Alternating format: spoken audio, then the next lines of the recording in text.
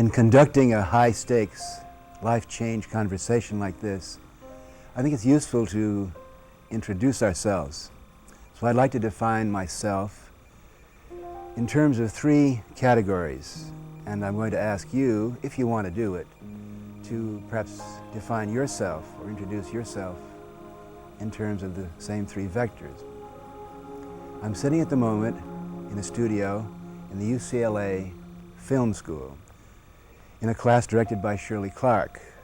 I'm surrounded by a crew of young film and video students whom we expect to be the new generation of Spielberg and Lucases, and with me is my wife Barbara.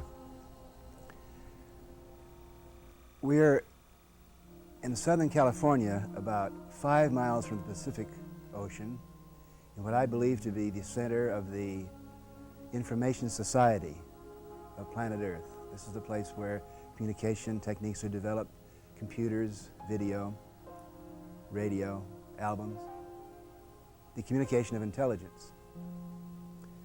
At this time in my life, I'm living in Hollywood, California, with my wife Barbara, my constant companion, our son Zachary, and several wonderful animals.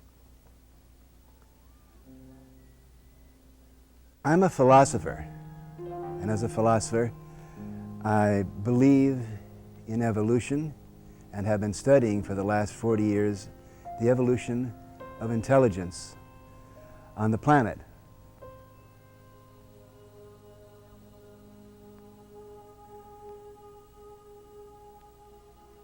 The three basic dimensions of evolution are, as I've suggested, when you are, where you are, and with whom.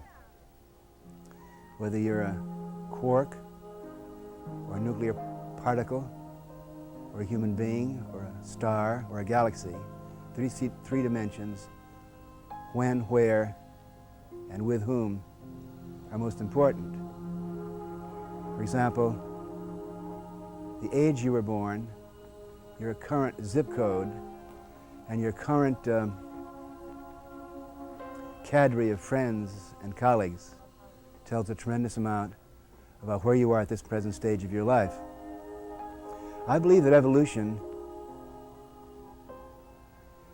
is the evolution of intelligence, that life was seated on this planet some 4.5 billion years ago in unicellular form, and we have been for the last 4.5 billion years evolving to become smarter.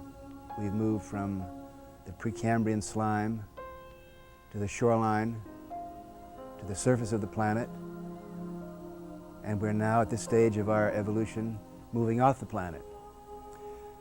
I believe that intelligence has been moving in a direct line from east to west, and the history of human evolution, of human civilization, of human freedom, of human excellence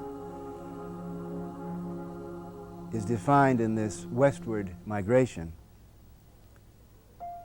When you look at a map, the lines, which are called Greenwich hour lines of Pacific time, Mountain time, Central time, are really centuries, so that when you leave the west coast of the United States and move back east, you are going back in time and down in intelligence. I think this is a crucial tool for us to understand what's happening on the planet today at this period of tremendous crisis and change and confusing metamorphosis. Now, in defining yourself in terms of when, your age is very important. The year of your birth and your zip code are going to tell much about who and where you are. Now, I was born in 1920, so that my chronological age is 62.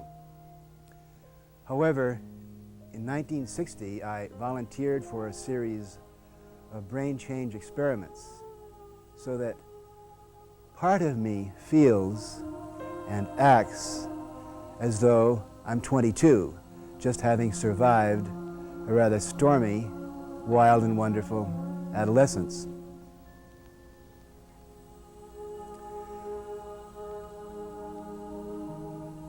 I think that one of the most important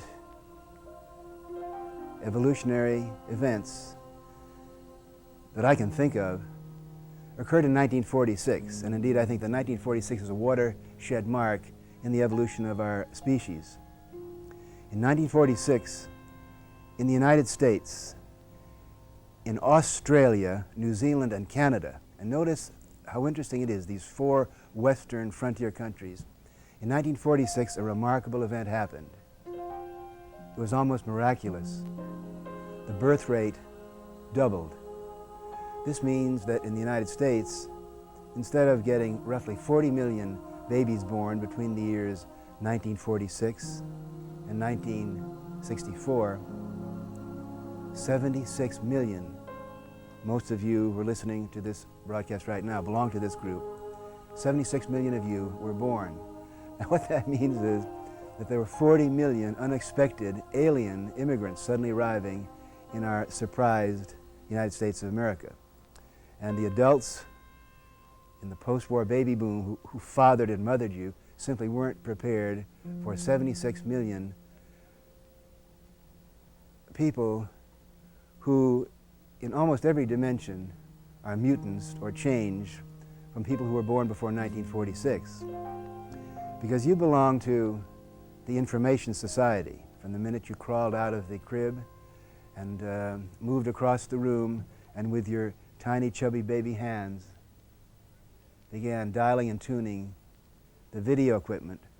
You exposed yourself to a relativity, to an inundation of perspective, to a multiplicity of reality that had never been conceived of by the wisest, most educated, and strongest people who lived before 1946.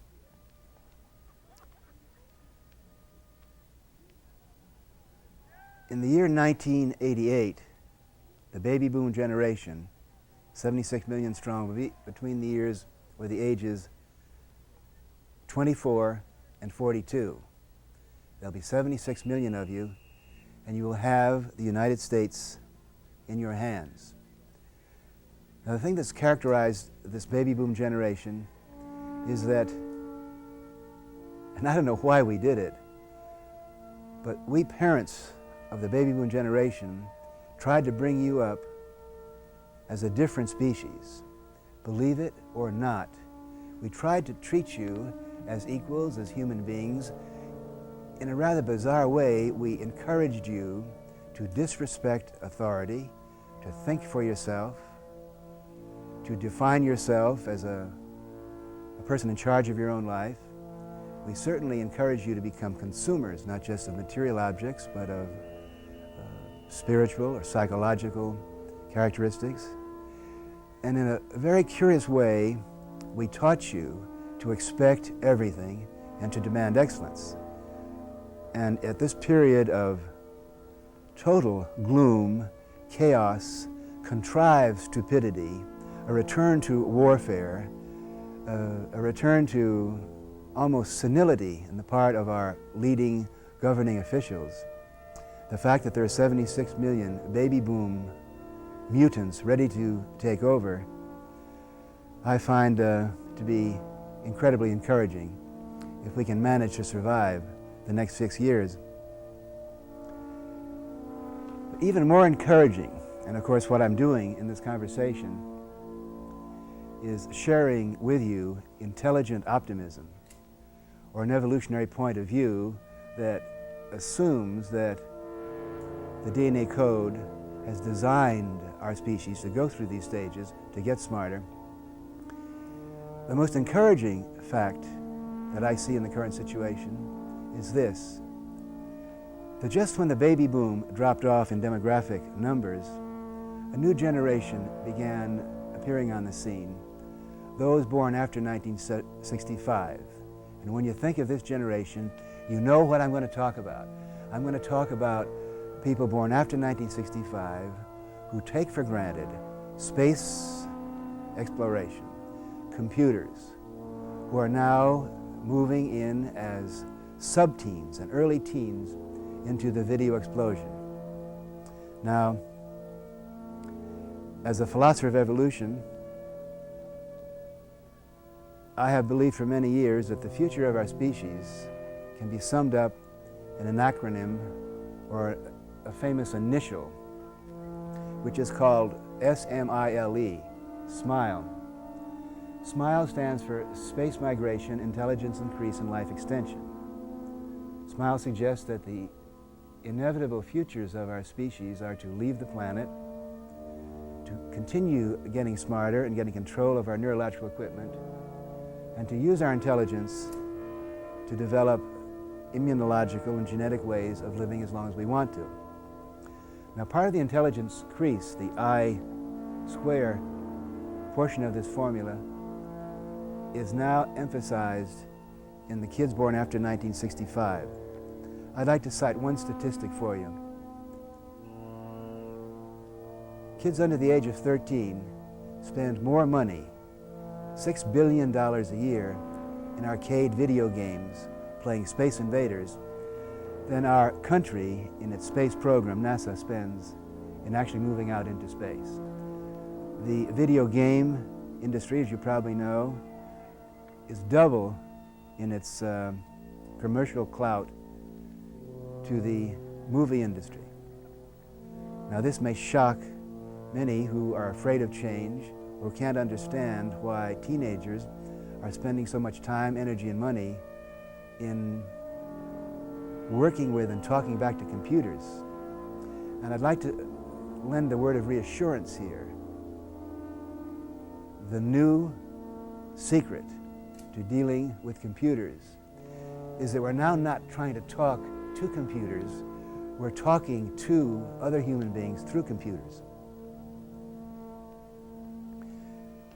What I've been defining in the last few minutes is a future which I think depends entirely upon releasing the intelligence of individuals.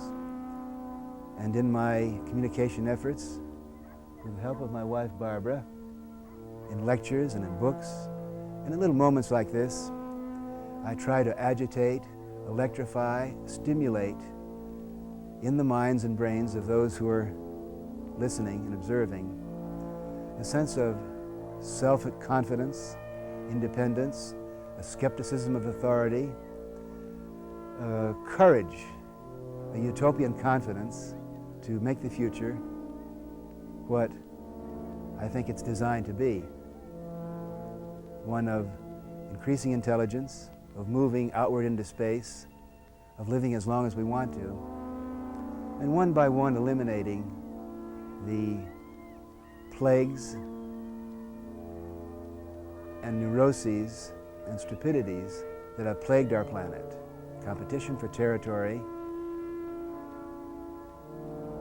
dogmatic reliance upon past formulas, and basically a worship of death as the future of our society.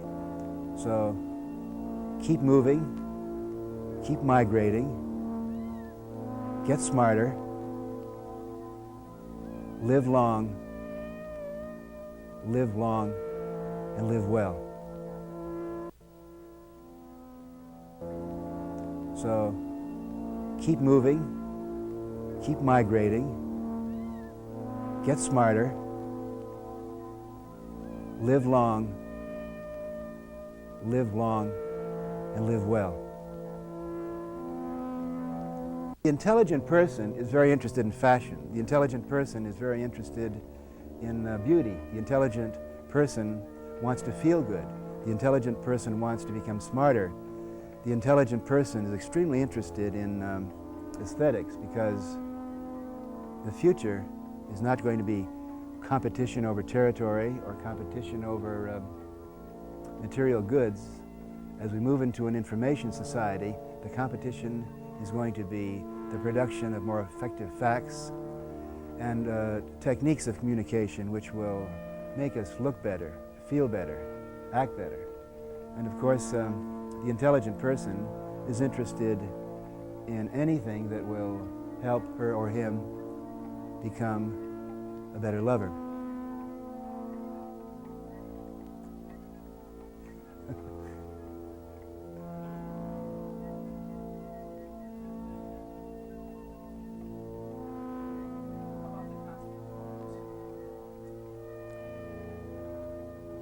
We have coined another acronym, HOMES, which stands for High Orbital Mini-Earths.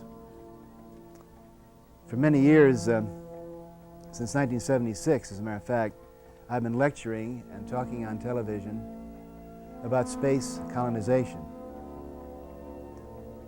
Now, it's obvious that I have always been an enemy of gravity, but it seems very clear to many of us that the next migration for our species is off the planet Earth. Now, when computers were invented, IBM deliberately wanted to make computers seem monolithic, enormous, expensive, impersonal, so that the intelligent individual had no access to the computer. And the same thing is true of the space program. The space program has been monitored and publicized as being rather military, space cadets, astronauts, test pilots, right stuff. Everything about it tended to make it impersonal and inaccessible to the average person. I belong to a group of space activists who in every way possible are trying to remind our species that space is the next frontier, that space does not belong to the government of the United States, nor does it belong to the military, nor does it belong to any group of industrial monopolies. Space is the next frontier, and we have designed this acronym HOME, High Orbital Mini-Earth, to make comfortable and pleasant and safe and aesthetic and even sexy and funny the concept of living in the 21st century. Is that the L5 Society? There are many groups of space activists. What I've been talking about and what your questions have been leading to in the last few minutes is the future, which is going to depend upon what I call scientific paganism. Paganism is the love of life, and if you really love the life process in all its forms, you're a humanist, but you're also an ecological democrat. You worship and you revere every form of life that has evolved in this planet, so that you're an optimist, and you believe also that evolution is not over. As a matter of fact, it's very likely that our evolution is probably at its halfway point and it's accelerating. So I can look into this camera and try to send a signal to you that it's possible in the next 10 or 15 years of your life to double your lifespan, to double your intelligence, to recapitulate and precapitulate the next stages of evolution which are available to our species, to activate in your brains new circuits which will allow you to think faster, to compute more effectively, and to literally create a future which will take us as far in your lifetime as we have evolved as a species in the last 25,000 years. It's inevitable that if you keep alert, you'll be able to evolve and move through as many stages of metamorphosis in the next 20 years as you have emerging from a little baby in your mother's arms to the present stage of your life.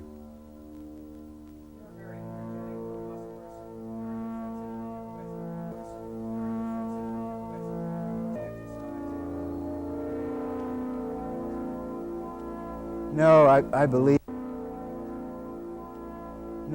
I believe that everyone has a responsibility to figure out your own neurology, your own physiology, your own biology, and to work out the rhythms of exercise and diet and vitamins and drugs, rhythms of exercise and diet and vitamins and drugs, whatever works for you.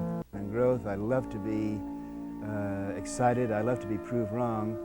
Of course, though, the bottom line to everything that I've been talking about is love relationships, And for the last 4 years, I've been exquisitely and intensely fused with my wife Barbara, and